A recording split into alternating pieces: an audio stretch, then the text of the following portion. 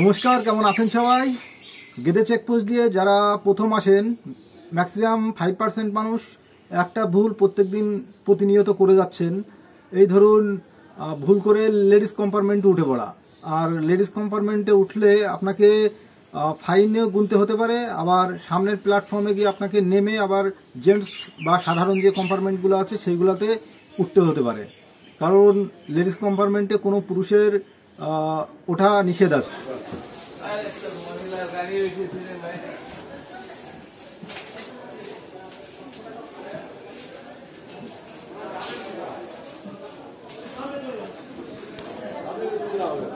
তো কিভাবে বুঝবেন যে কোনটি লেডিস কম্পার্টমেন্ট? এ দেখেন, লেডিস কম্পার্টমেন্টে গেটের পাশে একটা মহিলার ছবি দেওয়া থাকে ছোট করে।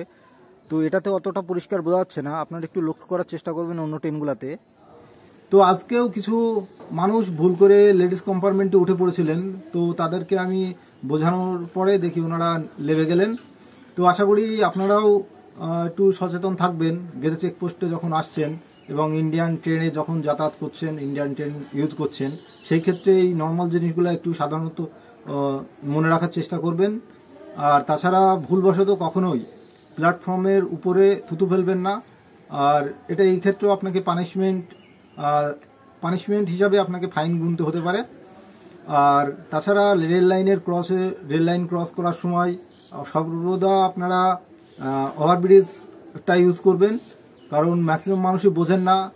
হঠাৎ করে রেল লাইনের মাঝে দিয়ে পরের স্টেশন বা পরের প্ল্যাটফর্মে অনেকেই যাওয়ার চেষ্টা করেন। তো সেই ক্ষেত্রেও পুলিশে 500 টাকা পর্যন্ত আপনাকে ফাইন করতে পারে এবং কিছুক্ষণ সময় আপনাকে তাদের জেলের ভিতরে কিংবা তাদের অফিসে আপনাদেরকে নিয়ে গিয়ে বসিয়ে রাখতে পারেন।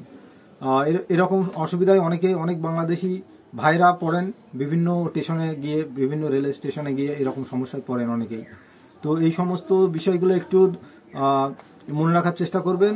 আর ছোটোখাটো তথ্য তো আমার কাছ থেকে আপনারা পানি, তো সাথে থাকবেন। ধন্যবাদ।